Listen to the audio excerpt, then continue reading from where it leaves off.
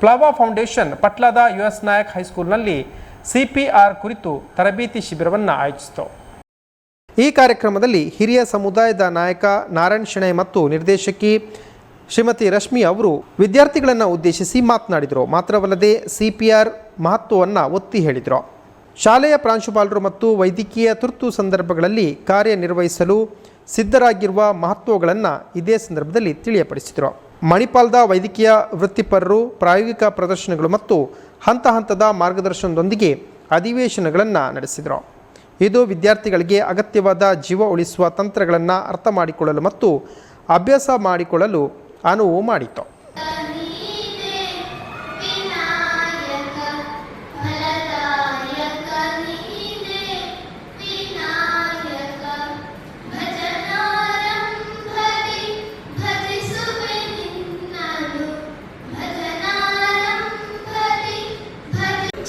ಗಂಡವನ್ನು